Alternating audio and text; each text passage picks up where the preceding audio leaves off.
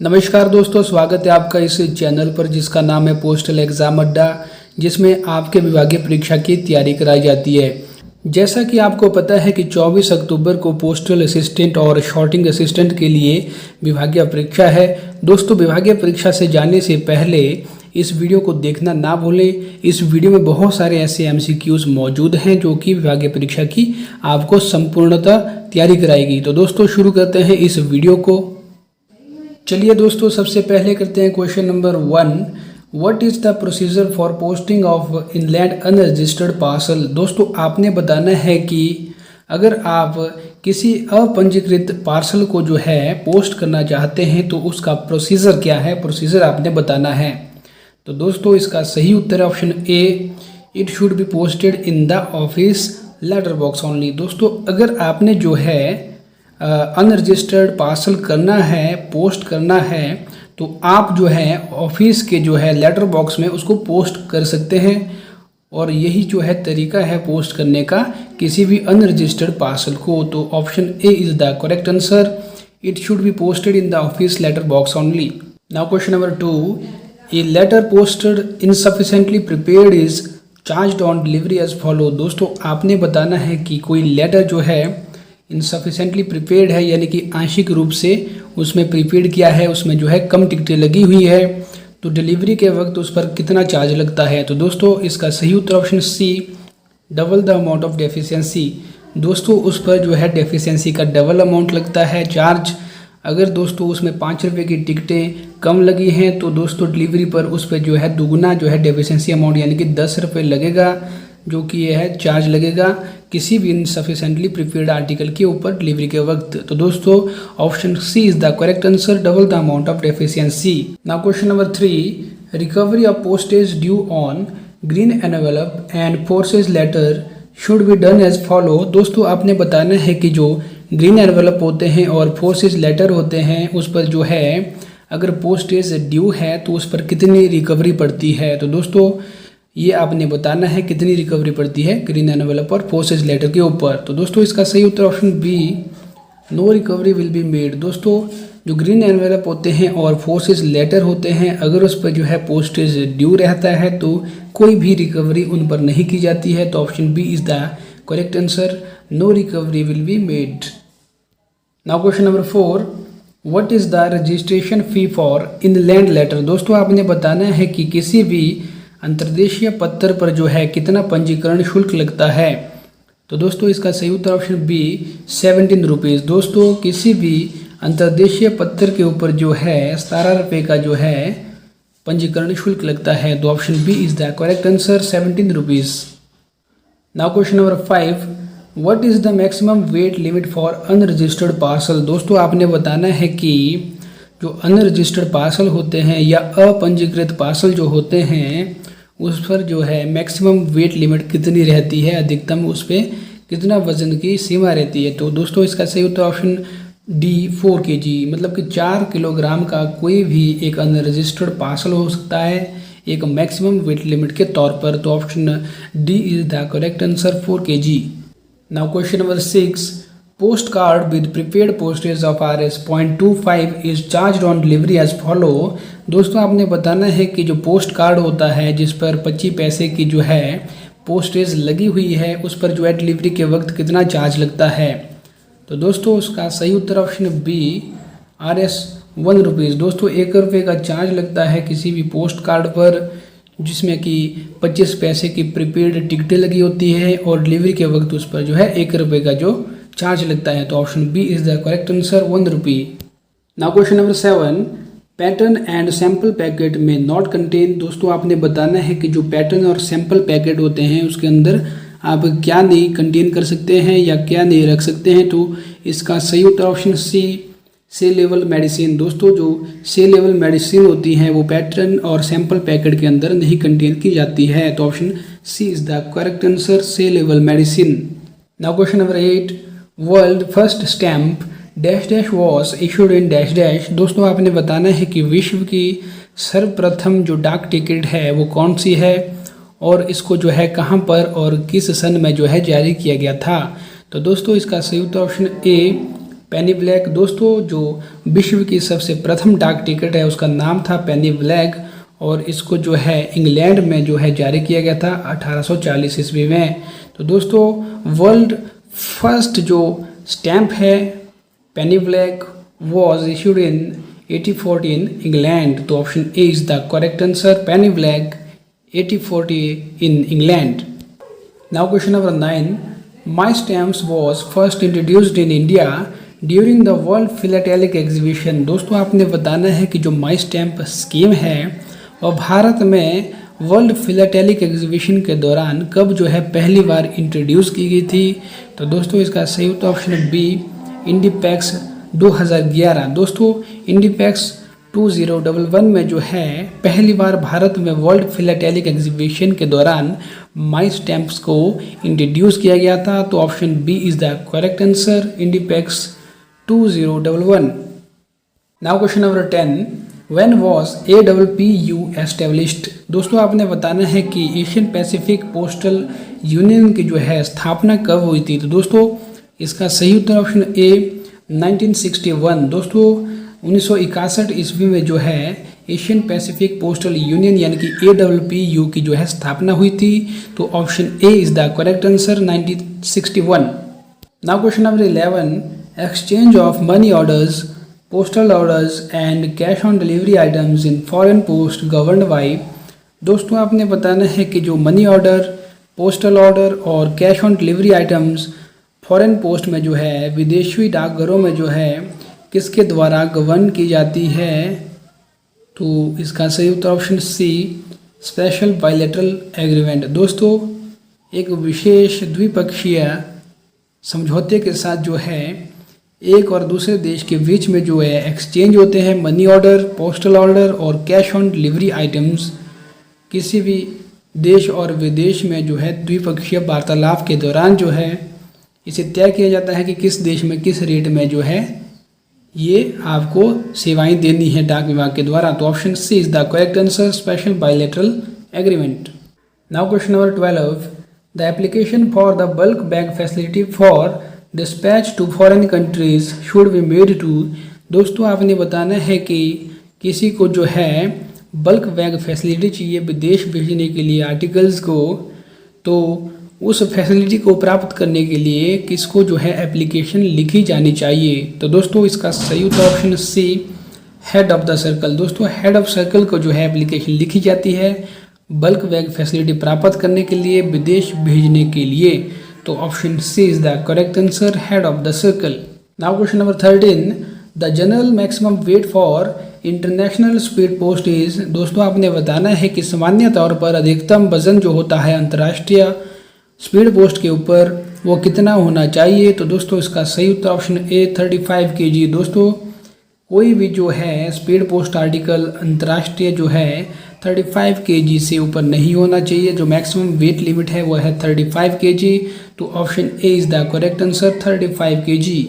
Now question number 14, what is the overall ceiling limit in PLI scheme. दोस्तों आपने बताना है कि भारतीय डाक जीवन बीमा के ऊपर जो है ओवरऑल सीलिंग लिमिट क्या है, मैक्सिमम कितने तौर पर जो है आप ले सकते हैं किसी भी PLI स्कीम को। तो दोस्तों इसका सही उत्तर ऑप्शन ए RS 50 लाख। दोस्तों 50 लाख की जो है एक सीलिंग कैप है किसी भी पोस्टल लाइफ इंश्योरेंस लेने के लिए डाक विभाग में।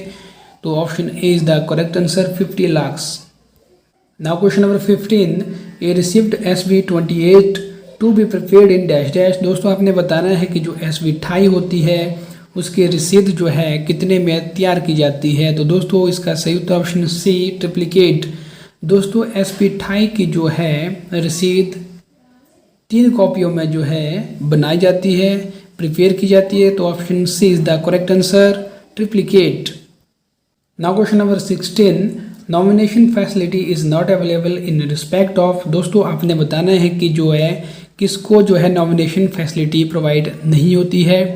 तो दोस्तों इसका सही उत्तर ऑप्शन ए, माइनर अकाउंट। दोस्तों जो माइनर अकाउंट होते हैं नाबालिग के खोले जाते हैं उस पर जो है नॉमिनेशन नहीं कराई जाती है, क्योंकि जो है वो माइनर अकाउंट जो है गार्डियन के थ्रू खुलते हैं और गार्डियन जो है ऑटोमेटिकली नॉमिनी होता है। तो माइनर में जो है माइनर अकाउंट में नॉमिनेशन फैसिलिटी नहीं अवेलेबल होती है, तो option A is the correct answer, minor account. Now question number 17, any information received by the officer of the department officially should not be made public but this restrictions are however not applicable to. दोस्तों आपने बताना है कि किसी भी डाक विभाग के जो है ऑफिसर को कोई जानकारी प्राप्त होती है, वह जानकारी जो है पब्लिकली नहीं शेयर की जाती है किसी के साथ, लेकिन कुछ ऐसे जो है कॉम्पिटेंट अथॉरिटी होती हैं उनको जो है ये शेयर की जाती है अगर उनके द्वारा जानकारी मांगी जाती है। तो वो कौन कौन सी अथॉरिटी है? तो दोस्तों इसका सही उत्तर option D, all the above. इसमें जो है कॉम्पिटेंट अथॉरिटी ऑफ लॉ यानी कि कानून की कितने भी जो है कॉम्पिटेंट अथॉरिटी होती है, कॉम्पिटेंट कोर्ट होते हैं, वह जो है जानकारी ले सकते हैं। कमिश्नर ऑफ पुलिस और डिस्ट्रिक्ट एसपी वह भी जो है इंफॉर्मेशन ले सकते हैं ऑफिसर के द्वारा, और डिस्ट्रिक्ट मजिस्ट्रेट भी जो है ऑफिसर से जानकारी मांग सकता है। तो इसका सही उत्तर option D, all of this. Now question number 18, leather cash bag should be used when the amount of currency notes exceed RS। दोस्तों आपने बताना है कि लेदर कैश बैग कब यूज़ किया जाता है, जब जो है करेंसी नोट की लिमिट कितने से एक्सीड करती है। तो दोस्तों इसका सही उत्तर ऑप्शन सी, 500। दोस्तों जब जो है करेंसी नोट की जो है लिमिट 500 रुपये से ज़्यादा बढ़ती है, एक्सीड होती है, तो लेदर कैश बैग का प्रयोग किया जाता है। तो option C is the correct answer, 500 rupees. Now question number 19, in case of refused और unclaimed BP articles the BPMO form should be. दोस्तों आपने बताना है कि रिफ्यूज्ड और अनक्लेम्ड वैल्यू पेएबल आर्टिकल के BPMO के साथ क्या किया जाता है। तो दोस्तों इसका सही उत्तर ऑप्शन डी है, upper portion of MO form destroyed and lower portion with sender's certificate to be filled. दोस्तों जो अपर वाला पोर्शन होता है मनी ऑर्डर फॉर्म का, जो BPMO का, वह जो है डिस्ट्रॉय किया जाता है, और नीचे वाला पोर्शन जो है सेंडर्स के सर्टिफिकेट के साथ जो है फिल किया जाता है। जो भेजने वाला है उसका सर्टिफिकेट उस पर जो है लिया जाता है। तो option D is the correct answer. Now question number 20, authorised balance to SOR fixed by. दोस्तों आपने बताना है कि सब ऑफिस का जो है ऑथराइज्ड बैलेंस कौन जो है फिक्स करता है। तो इसका सही उत्तर option D, superintendent of post office. दोस्तों जो डाकघर का अधीक्षक होता है वो किसी भी उप डाकघर का जो है बैलेंस ऑथराइज कर सकता है, फिक्स कर सकता है। तो option D is the correct answer, superintendent of post office. Now question number 21, how many nominees are allowed in saving scheme. दोस्तों आपने बताना है कि डाक विभाग के बचत योजनाओं में जो है आप कितने नॉमिनी रख सकते हैं। तो दोस्तों इसका सही उत्तर ऑप्शन सी, 4। दोस्तों 4 नॉमिनी आप किसी भी डाकघर की बचत योजना में रख सकते हैं। तो option C is the correct answer, 4। Now question number 22, national saving scheme is opened in multiple of. दोस्तों आपने बताना है कि राष्ट्रीय बचत योजना में आप जो है कितने रुपए के गुणांक के साथ या मल्टीपल के साथ खाता खोल सकते हैं या उस स्कीम को जो है आप ओपन कर सकते हैं। तो दोस्तों इसका सही उत्तर ऑप्शन ए, 100 रुपीज़। दोस्तों 100 रुपये के गुणांक के साथ आप जो है किसी भी राष्ट्रीय बचत योजना में खाता खोल सकते हैं। तो option A is the correct answer, 100 rupees multiple. Now question number 23, in SSY no deposit are accepted after completion of dash dash years. दोस्तों आपने बताना है कि सुकन्या समृद्धि योजना के खाते में कितने वर्ष के पश्चात जो है डिपॉजिट नहीं एक्सेप्ट किए जाते हैं। तो दोस्तों इसका सही उत्तर ऑप्शन सी, 15 ईयर्स। दोस्तों 15 साल के बाद जो है किसी भी सुकन्या समृद्धि के खाते में डिपॉजिट एक्सेप्ट नहीं किए जाएंगे। तो option C is the correct answer, 15। Now question number 24, how many percentage of deduction is allowed in case of premature closure of PPF account. दोस्तों आपने बताना है कि किसी भी पब्लिक प्रोविडेंट फंड के अकाउंट में अपरिपक्व क्लोज किया जाता है तो उस पर जो है कितना प्रतिशत का डिडक्शन अलाउ है। तो दोस्तों इसका सही उत्तर ऑप्शन ए, 1%। दोस्तों 1% का जो है डिडक्शन किया जाता है किसी भी पब्लिक प्रोविडेंट फंड के खाते से अगर उसको जो है प्रीमेच्योर क्लोज किया जा रहा है किसी भी कस्टमर के द्वारा, तो option A is the correct answer 1%। Now question number 25, RD can be extend. दोस्तों आपने बताना है कि आरडी को जो है एक्सटेंड किया जा सकता है किस शर्त पर। तो दोस्तों इसका सही उत्तर option C both A and B.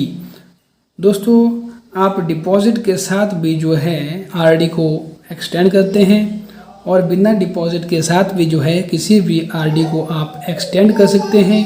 तो option C is the correct answer both A and B, मतलब विद डिपॉजिट और without deposit you can extend the RD account. तो option C is the correct answer. Now question number 26, express parcel started in. दोस्तों आपने बताना है कि express parcel की जो योजना है वो कब लागू की गई थी। तो दोस्तों इसका सही उत्तर ऑप्शन ए 2 दिसंबर 2013। दोस्तों 2 दिसंबर 2013 को जो है एक्सप्रेस पार्सल की सुविधा जो है डाक विभाग द्वारा लागू की थी। तो option A is the correct answer.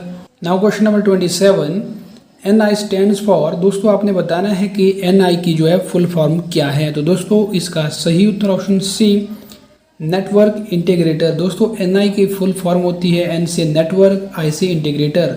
तो network integrator is the correct answer. Now question number 28, CIS stands for. दोस्तों आपने बताना है कि CIS की फुल फॉर्म क्या है। तो दोस्तों इसका सही उत्तर option C core insurance solution. C से बना कोर, आई से बना इंश्योरेंस और एस से बना सोल्यूशन। तो option C is the correct answer core insurance solution, यानी कि CIS की full form. Now question number 29, who is the network integrator in IT modernisation. दोस्तों आपने बताना है कि IT आधुनिकीकरण के लिए जो नेटवर्क इंटीग्रेटर का काम करता है वो कौन है। तो दोस्तों इसका सही उत्तर ऑप्शन डी सिफी। दोस्तों सिफी जो है नेटवर्क इंटीग्रेटर का काम करता है IT आधुनिकीकरण में। तो option D is the correct answer Sify. Now question number 30, who is maintaining India post website. दोस्तों आपने बताना है कि भारतीय डाक विभाग की वेबसाइट को जो है कौन मेंटेन रखता है। तो दोस्तों इसका सही उत्तर ऑप्शन बी TCS, यानी कि टाटा कंसल्टेंसी सर्विस जो है भारतीय डाक विभाग की जो है वेबसाइट को मेंटेन करता है। तो option B is the correct answer TCS, यानी कि टाटा कंसल्टेंसी सर्विस। तो दोस्तों ये थी आज की वीडियो जिसमें हमने बहुत सारे ऐसे MCQs किए जो कि आपके विभागीय परीक्षा में पूछे जा सकते हैं। तो दोस्तों इस चैनल में बहुत सारी वीडियोस मौजूद हैं, वो भी आप देख सकते हैं और पोस्टल असिस्टेंट की परीक्षा में उत्तीर्ण होकर प्रमोशन ले सकते हैं। तो दोस्तों मिलते हैं एक नई वीडियो के साथ, तब तक के लिए नमस्कार।